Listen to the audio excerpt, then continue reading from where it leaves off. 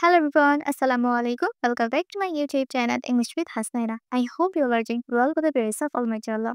আজকের ভিডিওতে আমরা supposed to be and supposed to have এর ব্যবহার শিখব। এই তিনটি স্পোকেন ইংলিশে কখন কোনটার ব্যবহার করতে হয় এবং এগুলো ব্যবহারের নিয়ম নিয়ে আজকে আমরা আলোচনা করব। ভিডিওটা একদম শুরু থেকে শেষ পর্যন্ত দেখার চেষ্টা করবে যাতে ইন ফিউচার আমরা এই তিনটার ব্যবহার ফ্লুয়েন্টলি ইংরেজিতেই করতে পারি। Let's start into the video. First one আমরা দেখব সাপোজ টু আমরা কখন ব্যবহার করি। সাপোজ টু সাধারণত আমরা কোনো কাজের ক্ষেত্রে ব্যবহার করি, যে কোনো কাজ হওয়ার কথা বা হওয়া উচিত এই ধরনের সেন্টেন্স নিয়ে যখন আমরা কথা বলি।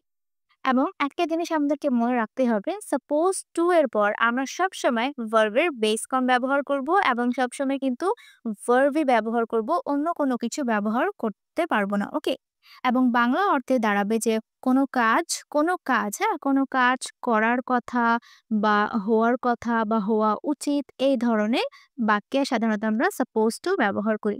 সাবজেক্ট ব্যবহার করার পর সাবজেক্ট অনুযায়ী আমরা অ্যান, ইজ, আর এবং টেন্স অনুযায়ী ওয়াজ, ওয়্যার ব্যবহার করার পর কি করব, সাপোজ টু ব্যবহার করার পর ভার্বের বেস ফর্মটা ব্যবহার করব। যেমন আমার এখন পড়াশোনা করার কথা, মানে সম্ভাবনা আছে আমি এখন পড়াশোনা করব, এবং পড়াশোনা হচ্ছে একটা কাজ, সেই ক্ষেত্রে আমরা এখানে সাপোজ টু ব্যবহার করতে পারি। আমার এখন পড়াশোনা করার কথা, এই সেন্টেন্সটা হচ্ছে প্রেজেন্টে, তাই বলতে হবে I am suppose to study now. I am suppose to study নাও, আমার এখন পড়াশোনা করার কথা। আমাদের ৮টার মধ্যে পৌঁছানোর কথা, ৮টার মধ্যে পৌঁছানোর সম্ভাবনা আছে, সেক্ষেত্রে আমরা এই সেন্টেন্সটা এইভাবে বলতে পারি, we are we are supposed to arrive। পৌঁছানোর ইংরেজি কি? arrive। ৮টার মধ্যে আমরা বলতে পারি by 8 p.m. ওকে, এখানে যেহেতু শুধুমাত্র ৮টার মধ্যে বলা হয়েছে, কোনো সকাল সন্ধ্যা উল্লেখ করে নাই। যদি রাত হয়ে থাকে সেক্ষেত্রে আমরা পিএম ব্যবহার করব, এবং যদি সকাল হয়ে থাকে তখন আমরা এএম ব্যবহার করব। আমি এখানে পিএমটাই ব্যবহার করেছি। তোমার বন্ধুদের সাহায্য করা উচিত, সেন্টেন্সটা উচিত দিয়েও হতে পারে, আবার এইভাবে আমরা বলতে পারি তোমার বন্ধুদের সাহায্য করার কথা, মানে করা উচিত, করার কথা, করার সম্ভাবনা আছে, এই ধরনের সেন্টেন্স মিন করছে। সেক্ষেত্রে বলতে পারি ইউ ইউ এর পর কি হয়? Are you are supposed to help your friends বন্ধুদের you are supposed to help your friends. আচ্ছা, এখানে দেখেন সবগুলো কিন্তু আমরা ভার্ব নিয়ে কথা বলছি। স্টাডি, অ্যারাইভ, হেল্প, এই সমস্ত কিছু কি একটা কাজকে নির্দেশ করে।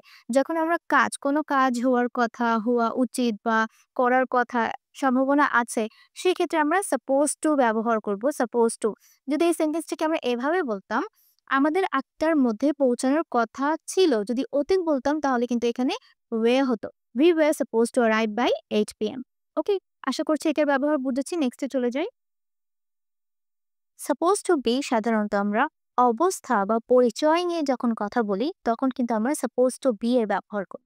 কোনো কিছু হওয়ার কথা বা থাকার কথা ধরা হয় যে, এই ধরনের বাংলা অর্থে কিন্তু আমরা সাপোজ টু বি ব্যবহার করি। এবং এটা অবশ্যই আমাদের মনে রাখতে হবে যে সাপোজ টু বি এর পর আমরা সবসময় নাউন ব্যবহার করব, নাউন ব্যবহার করতে পারি অথবা অ্যাডজেক্টিভ ব্যবহার করতে পারি। কেন? কারণ হচ্ছে যে আমরা অবস্থা এবং পরিচয় নিয়ে যখন কথা বলবো তখন আমরা সাপোজ টু বি এর ব্যবহার করব। বাংলায় হতে পারে যে কোনো কিছু হওয়ার কথা, ওকে, হওয়ার কথা হওয়ার কথা বা বা হতে পারে যে থাকার কথা, কোনো জায়গায় থাকার কথা থাকার কথা।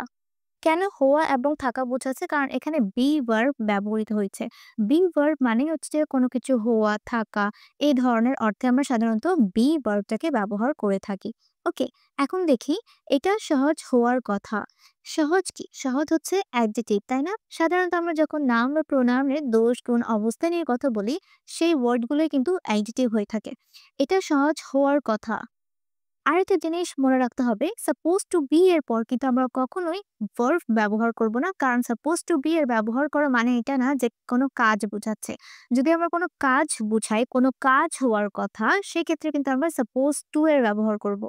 কিন্তু কোনো কিছু এমনি নরমালি হওয়ার কথা, থাকার কথা, যেমন সেটা ব্যবহার হতে পারে নাউন বা অ্যাডজেক্টিভ, তখন কিন্তু আমরা supposed to be এর ব্যবহার করব। যেমন এটা সহজ হওয়ার কথা এবং সহজ হচ্ছে একটা অ্যাডজেক্টিভ, সেক্ষেত্রে আমরা supposed to be এর ব্যবহার করব।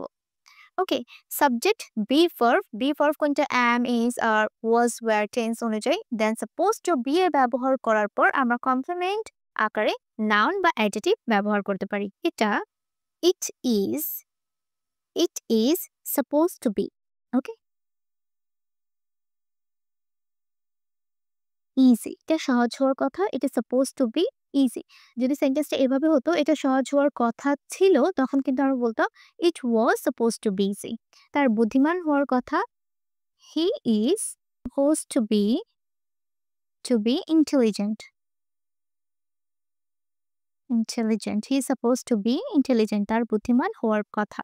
ওকে, supposed to have সাধারণত আমরা তখন ব্যবহার করব কোনো কাজ হওয়ার কথা ছিল কিন্তু হয়নি বা কাজটা করতে দেরি হয়েছে। ওকে, আমরা সাধারণত পাস্ট এক্সপেকটেশন নিয়ে যখন কথা বলি তখনই কিন্তু আমরা supposed to have এর ব্যবহার করি। এবং supposed to have ব্যবহার করার পর আমরা কিন্তু সবসময় ভার্বের পাস্ট পার্টিসিপলের ফর্মটা ব্যবহার করি। স্ট্রাকচারটা এরকম হয়, was were ব্যবহার করার পর supposed to have and then ভার্বের পাস্ট পার্টিসিপলের ফর্ম ব্যবহার করতে হয়। সাধারণত বাংলা এভাবে দাঁড়ায় যে হওয়ার কথা ছিল বা করার কথা ছিল কিন্তু হয়নি, এরকম মিন করে। তখনই কিন্তু আমরা supposed to have এর ব্যবহারটা করি। যেমন তোমার কাজটা শেষ করার কথা ছিল, এখানে শুধুমাত্র আমরা was were এর ব্যবহার করব। তাই you এর পর কি হয়, were।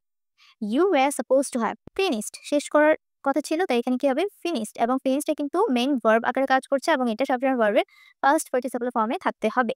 supposed to have finished your work, ওকে, তোমার কাজ শেষ করার কথা ছিল। তার আমাকে ফোন করার কথা ছিল কিন্তু সে আমাকে ফোন করেনি। He was supposed to have called me, ওকে, এখানে কি হবে, called হবে, called me।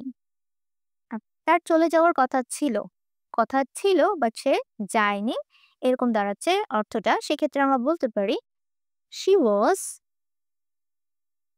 supposed to have left। তাহলে খুবই সংক্ষেপে আমি আপনাদেরকে আরেকবার ব্রিফ করে দেই। supposed to ব্যবহার করার পর আমরা সবসময় ভার্বের বেস ফর্মটা ব্যবহার করব, মানে প্রেজেন্ট ফর্মটা ব্যবহার করব। এবং যখন কোনো কাজ হওয়ার কথা ছিল বা হওয়ার কথা আছে এই ধরনের সেন্টেন্সে আমরা supposed to ব্যবহার করি। এটা সব সময় কাকে ইন্ডিকেট করে, কাজকে, হ্যাঁ, কাজ। আচ্ছা, তারপর supposed to be, এই supposed to be এর পর আমরা সবসময় কি করব, নাউন অথবা অ্যাডজেক্টিভ ব্যবহার করতে পারি, নাউন অথবা অ্যাডজেক্টিভ ব্যবহার করতে পারি এবং এটা সাধারণত পরিচয় বা অবস্থা নিয়ে কথা বলে। supposed to have এর পর আমরা সবসময় ভার্বের পাস্ট পার্টিসিপল ফর্ম ব্যবহার করব এবং এটার অর্থ দাঁড়ায় যে কোনো কাজ হওয়ার কথা ছিল বাট হয়নি বা দেরি হয়েছে, এরকম। আশা করছি আমি বুঝাতে পেরেছি তুমি এটার ব্যবহার। ভিডিওটা কেমন লেগেছে অবশ্যই আমাকে কমেন্ট করে জানাবেন। সবাই ভালো থাকবেন। আসসালামু আলাইকুম।